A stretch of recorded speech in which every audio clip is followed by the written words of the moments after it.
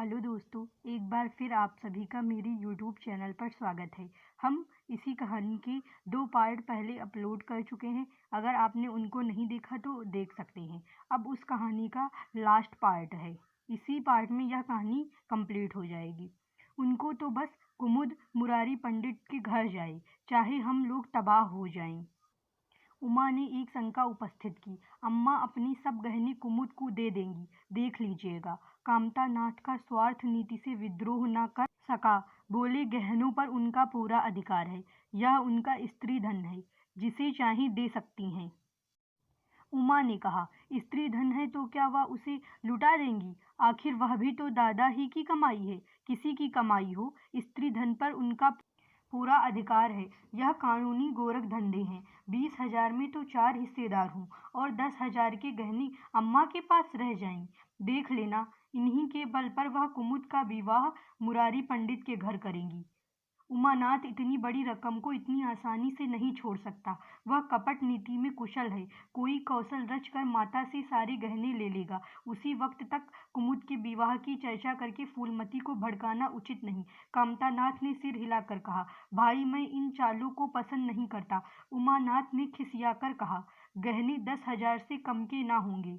कामता अविचलित स्वर में बोली, कितने ही के हूँ, मैं अनीति में हाथ नहीं डालना चाहता। तो आप अलग बैठिए। हाँ, बीच में भाजी ना मारिएगा। मैं अलग रहूंगा और तुम सीता अलग रहूंगा। लेकिन जब दयानाथ से यही प्रश्न किया गया तो वह उमानाथ से सहयोग करने को तैयार हो गया।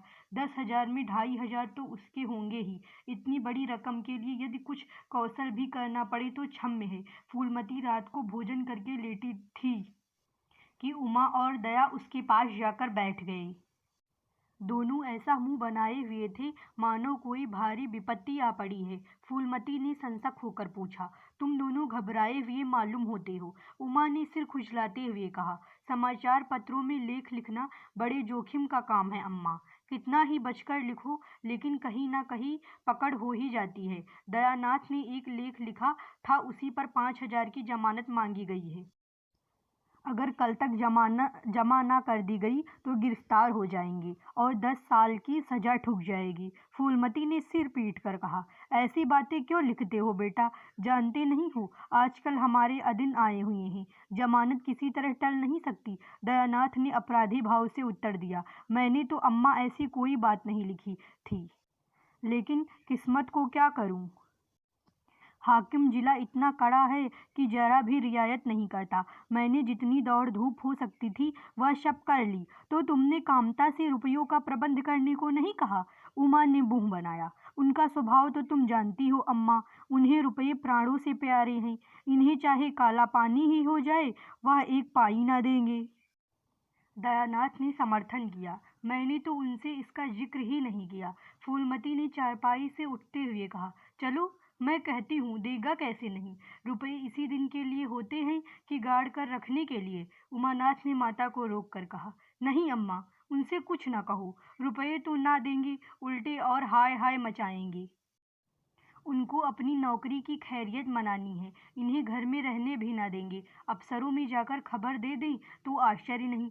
फूलमती ने लाचार होकर कहा, तो फिर जमानत का क्या प्रबंध करोगी? मेरे पास तो कुछ नहीं है। हाँ, मेरे गहने हैं, इन्हें ले जाओ, कहीं गिरो रखकर जमानत दे दो, और आज से कान पकड़ो कि किसी पत्र में एक शब्द भी ना लिखोगे। दयानाथ कानों पर हाथ रखकर बोला, यह तो नहीं हो सकता अम्मा कि तुम्हारे जेवर लेकर मैं अपनी जान बचाऊं। 10-5 साल की कैद ही तो होगी, झेल लूंगा। यहीं बैठा बैठा क्या कर रहा हूँ? फूलमती छाती पीटते हुए बोली, कैसी बातें मुंह से निकालते हो बेटा? मेरे जीते जी तुम्हें कौन गिरफ्तार कर सकता है? उसका मुंह झुलस दूंगी। गहने इसी दिन के लिए हैं या और किसी दिन के लिए? जब तुम ही ना रहोगी तो गहने लेकर क्या आग में झोंकूंगी? उसने पिटारी लाकर सामने रख दी। दया ने उमा की ओर जैसे फरियाद की आंखों से देखा और बोला, आपकी क्या राय है भाई साहब? इसी मारे मैं कहता था, अम्मा को बताने की जरूरत नहीं, जेल ही तो हो जाती या और कुछ।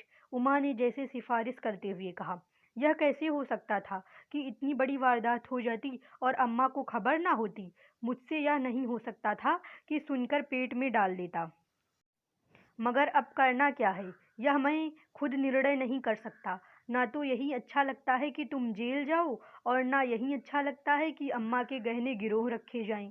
फूलमती ने व्यथित कंठ से पूछा, क्या तुम समझते हो मुझे गहने तुमसे ज्यादा प्यारे हैं? मैं तो प्राण तक तुम्हारे ऊपर न्यौछावर कर दूं। गहनों की बिसात ही क्या है? दया ने दृढ़ता से कहा, अम्मा, तुम्हारे गहने तो ना लूंगा, चाहे मुझ पर कुछ ही क्यों ना आ पड़े। जब आज तक तुम्हारी कुछ सेवा ना कर सका तो किस मुंह से तुम्हारे गहने उठा ले जाऊं? मुझ जैसे कपूत को तो तुम्हारी कोख से जन्म ही ना लेना चाहिए था। सदा तुम्हें कष्ट ही देता रहा। फूलमती ने भी उतनी ही दृढ़ता से कहा, अगर यूं ना लोगे तो मैं खुद जाकर इन्हें गिरोह रख दूंगी और खुद हाकिम जिला के पास जाकर जमानत जमा कर आऊंगी। अगर इच्छा हो तो यह परीक्षा भी ले लो। आंखें बंद हो जाने के बाद क्या होगा भगवान जाने, लेकिन जब तक जीती हूँ तुम्हारी ओर कोई तिरछी आंखों से नहीं देख सकता। उमानाथ ने मानो माता पर एहसान रखकर कहा, अब तो तुम्हारे लिए कोई रास्ता नहीं रहा दयानाथ। क्या हरज है, ले लो, मगर याद रखो, जो ही हाथ में रुपए आ जाएं गहने छुड़ाने पड़ेंगे। सच कहते हैं, मातृत्व दीर्घ तपस्या है। माता के सिवाय इतना स्नेह और कौन कर सकता है? हम बड़े अभागे हैं कि माता के प्रति जितनी श्रद्धा रखनी चाहिए उसका संतांश भी नहीं रखते। दोनों ने जैसे बड़े धर्म संकट में पड़कर गहनों की पिटारी संभाली और चलते बनी। माता वात्सल्य भरी आंखों से उनकी ओर देख रही थी और संपूर्ण आत्मा का आशीर्वाद जैसे उन्हें अपनी गोद में समेट लेने के लिए व्याकुल हो रहा था। आज कई महीनों के बाद उसके भग्न म्रात हृदय को अपना सर्वस्व अर्पण करके जैसे आनंद की विभूति मिली। उसकी स्वामिनी कल्पना इसी त्याग के लिए, इसी आत्मसमर्पण के लिए जैसे कोई मार्ग ढूंढती रहती थी। अधिकार या लोभ या ममता की वहां गंध तक न थी। त्याग ही उसका आनंद और त्याग ही उसका अधिकार है। आज अपना खोया हुआ अधिकार पाकर, अपनी सृजी हुई पृथ्वी पर अपने प्राणों की भेंट करके वह निहाल हो गई थी। 3 महीने और गुजर गए। माँ के गहनों पर हाथ साफ करके चारों भाई उसकी दिलजोई करने लगे थे। अपनी स्त्रियों को भी समझाते थे कि उसका दिल न दुखाए। अगर थोड़े से शिष्टाचार से उसकी आत्मा को शांति मिलती है तो इसमें क्या हानि है? चारों करते अपने मन की, पर माता से सलाह ले लेते या ऐसा जाल फैलाते कि वह सरला उनकी बातों में आ जाती और हर एक काम में सहमत हो जाती। बाग को बेचना उसे बहुत बुरा लगता था, लेकिन चारों ने ऐसी माया रची कि वह उसे बेचने पर राजी हो गई। किंतु कुमुद के विवाह के विषय में मतैक्य न हो सका। माँ पंडित मुरारी लाल पर जमी हुई थी, लड़के दीनदयाल पर अड़े हुए थे। एक दिन आपस में कलह हो गई। फूलमती ने कहा, माँ बाप की कमाई में बेटी का हिस्सा भी है। तुम्हें 16,000 का एक बाग मिला, 25,000 का एक मकान, 20,000 नगद में, क्या 5,000 भी कुमुद का हिस्सा नहीं है?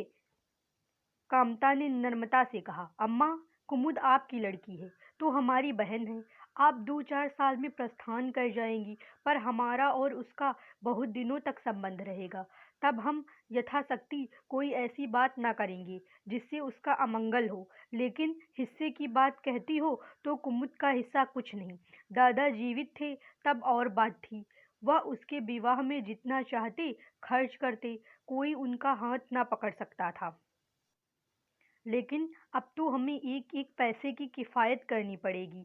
जो काम 1,000 में हो जाए उसके लिए 5,000 खर्च करना कहाँ की बुद्धिमानी है? उमानाथ से सुधारा, 5,000 क्यों, 10,000 कहिए।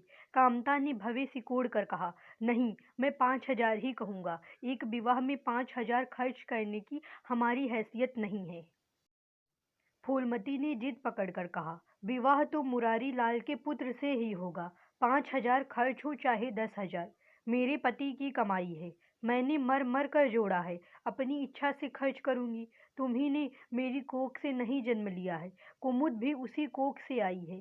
मेरी आंखों में तुम सब बराबर हो। मैं किसी से कुछ नहीं मांगती। तुम बैठे तमाशा देखो, मैं सब कुछ कर लूंगी। 20,000 में 5,000 कुमुद का है।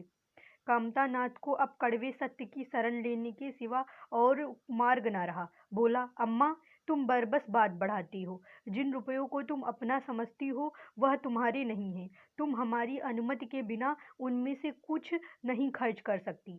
फूलमती को जैसे सर्प ने डस लिया। क्या कहा? फिर तो कहना। मैं अपने ही संचय रुपये अपनी इच्छा से नहीं खर्च कर सकती। वह रुपये तुम्हारे नहीं हैं, हमारे हो गए। तुम्हारे होंगे लेकिन मरने के पीछे। नहीं, दादा के मरते ही हमारे हो गए। उमानाथ ने बेहाई से कहा। अम्मा कानून कायदा तो जानती नहीं, नाहक उछलती हैं। फूलमती क्रोध विह्वल रोकर बोली, भाड़ में जाए तुम्हारा कानून। मैं ऐसे कानून को नहीं जानती। तुम्हारे दादा ऐसे कोई धन्ना सेठ नहीं थे। मैंने ही पेट और तन काट कर यह गृहस्थी जोड़ी है। नहीं, आज बैठने की छाह ना मिलती। मेरे जीते जी तुम मेरे रुपये नहीं छू सकते। मैंने 3 भाइयों के विवाह में 10-10 हजार खर्च किए हैं। वही मैं कुमुद के विवाह में भी खर्च करूंगी। कामतानाथ भी गर्म पड़ा। आपको कुछ भी खर्च करने का अधिकार नहीं है। उमानाथ ने बड़े भाई को डांटा। आप खामख्वा अम्मा के मुंह लगते हैं। भाई साहब, मुरारी लाल को पत्र लिख दीजिए कि तुम्हारे यहाँ कुमुद का विवाह ना होगा। बस छुट्टी हुई।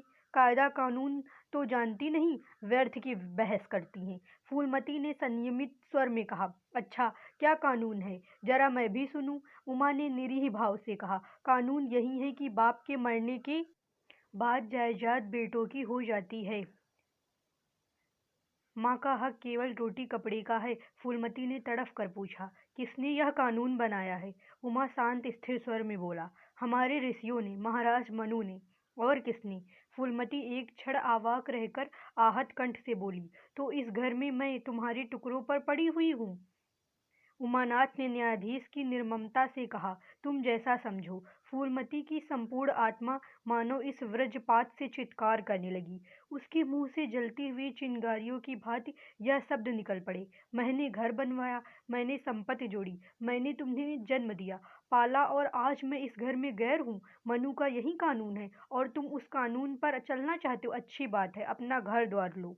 मुझे तुम्हारी आश्रिता बनना रहता स्वीकार नहीं। इससे कहीं अच्छा है कि मैं मर जाऊं। वाह रे अंधेर! मैंने पेड़ लगाया और मैं ही उसकी छाह में खड़ी नहीं हो सकती। अगर यही कानून है तो इसमें आग लग जाए। चारों युवकों पर माता के इस क्रोध और आतंक का कोई असर न हुआ। कानून का फौलादी कवच उनकी रक्षा कर रहा था। इन कांटों का उन पर क्या असर हो सकता था? जरा देर में फूलमती उठकर चली गई। आज जीवन में पहली बार उसका वात्सल्य मग्न मातृत्व अभिशाप बनकर उसे धिक्कारने लगा। जिस मातृत्व को उसने जीवन की विभूति समझा था, जिसके चरणों पर वह सदैव अपनी समस्त अभिलाषाओं और कामनाओं को अर्पित करके अपने को धन्य मानती थी, वही मातृत्व आज उसे अग्निकुंड सा जान पड़ा, जिसमें उसका जीवन जलकर भस्म हो गया। संध्या हो गई थी। द्वार पर नीम का वृक्ष सिर झुकाए निस्तब्ध खड़ा था, मानो संसार की गति पर क्षुब्ध हो रहा हो। अस्तांचल की ओर प्रकाश और जीवन का देवता फूलवती के मातृत्व ही की भांति अपनी चिता में जल रहा था। फूलमती अपने कमरे में जाकर लेटी तो उसे मालूम हुआ उसकी कमर टूट गई है। पति के मरते ही अपने पेट के लड़के उसके शत्रु हो जाएंगे, उसको स्वप्न में भी अनुमान न था। जिन लड़कों को उसने अपना हृदय रक्त पिला पिलाकर पाला, वहीं आज उसके हृदय पर यूं आघात कर रहे हैं।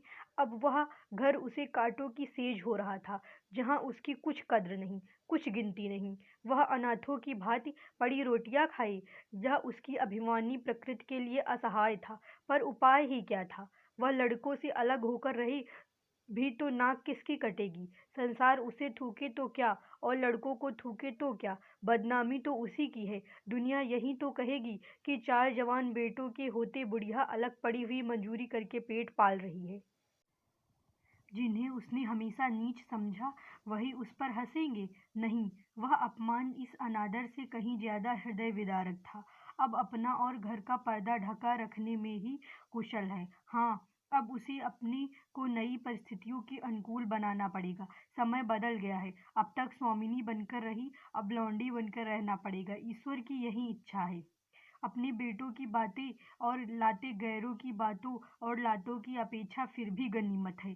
वह बड़ी देर तक मुंह ढांपे अपनी दशा पर रोती रही।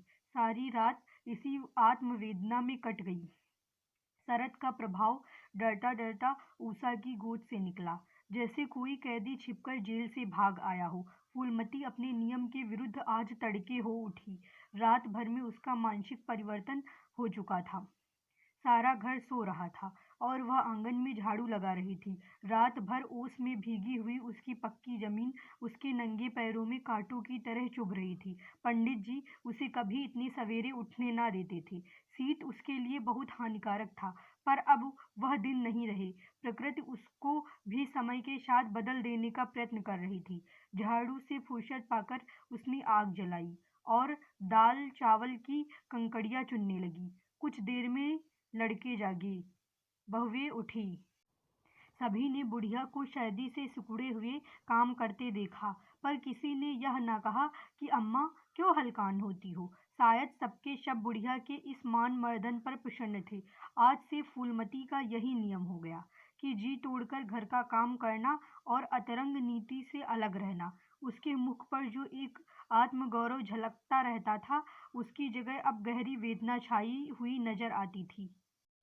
जहाँ बिजली जलती थी, वहाँ अब तेल का दिया टिमटिमा रहा था, जिसे बुझा देने के लिए हवा का एक हल्का झोंका सा काफी है।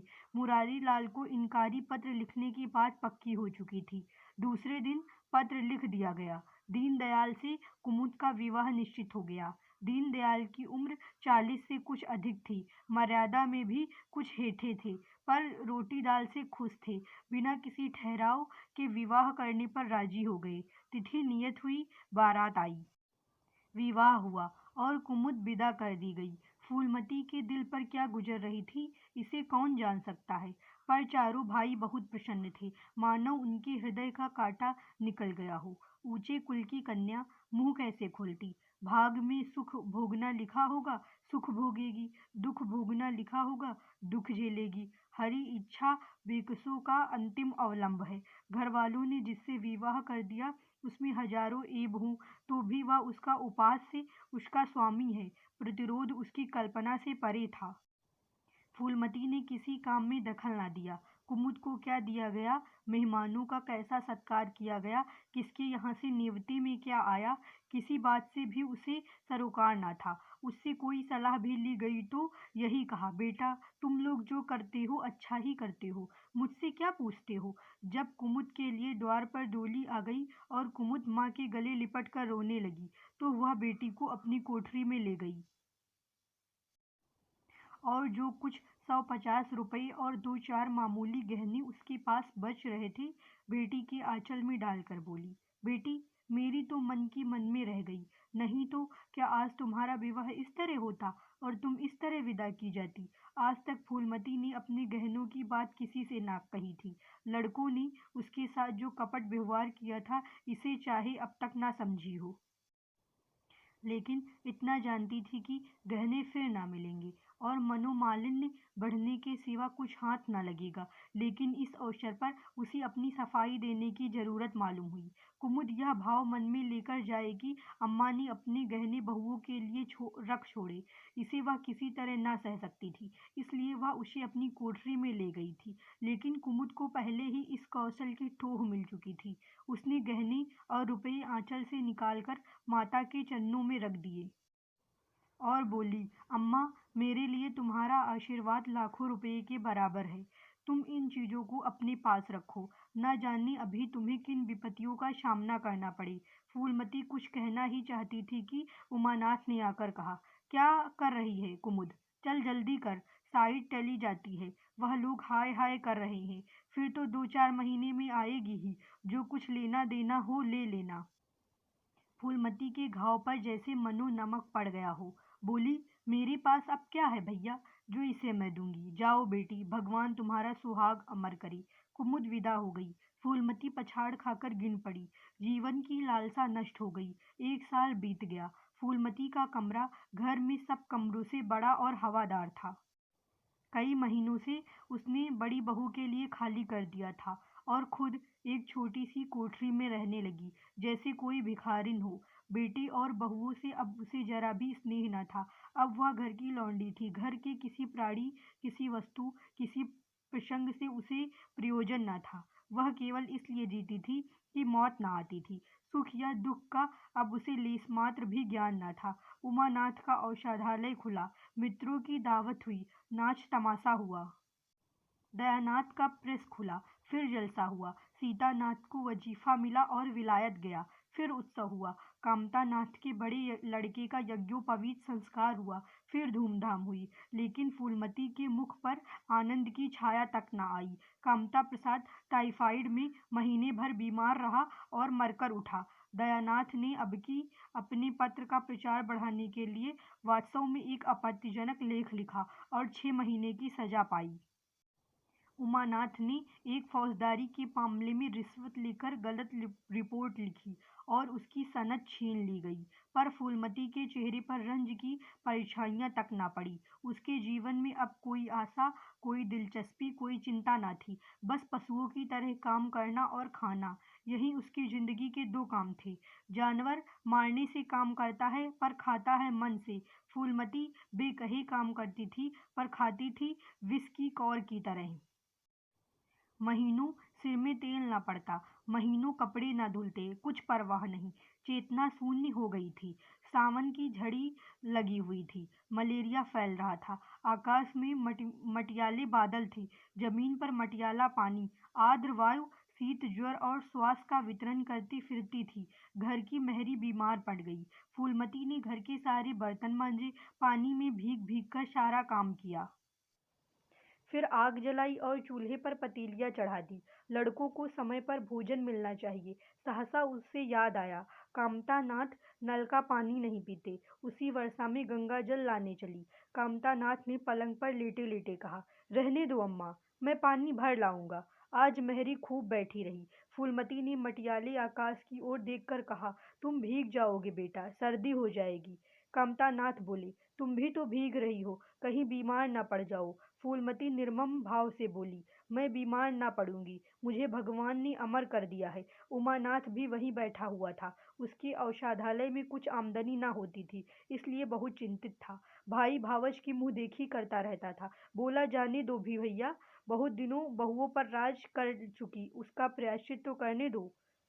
गंगा बढ़ी हुई थी, जैसे समुद्र हो। क्षितिज के सामने के कूल से मिला हुआ था। किनारों के वृक्षों की केवल फुनगियां पानी के ऊपर रह गई थी। घाट ऊपर तक पानी में डूब गए थे। फूलमती कलसा लिए नीचे उतरी। पानी भरा और ऊपर जा रही थी कि पांव फिसला। संभल ना सकी, पानी में गिर पड़ी। पल भर हाथ पांव चलाए, फिर लहरें उसे नीचे खींच ले गई। किनारे पर 2-4 पंडे चिल्लाए, अरे दौड़ो, बुढ़िया डूबी जाती है। 2-4 आदमी दौड़े भी, लेकिन फूलमती लहरों में समा गई, उन बल खाती हुई लहरों में जिन्हें देखकर ही हृदय कांप उठता था। एक ने पूछा, यह कौन बुढ़िया थी? अरे वही पंडित अयोध्यानाथ की विधवा है। अयोध्यानाथ तो बड़े आदमी थे। हाँ थे तो, पर इसके भाग में ठोकर खाना लिखा था। उनके तो कई लड़के बड़े बड़े हैं और सब कमाते हैं। हाँ सब हैं भाई, मगर भाग्य भी तो कोई वस्तु है। आपको यह कहानी कैसी लगी हमें ज़रूर बताएं। और अगर आपको यह कहानी अच्छी लगी तो इस वीडियो को लाइक करें, कमेंट करें और चैनल को सब्सक्राइब करें। धन्यवाद।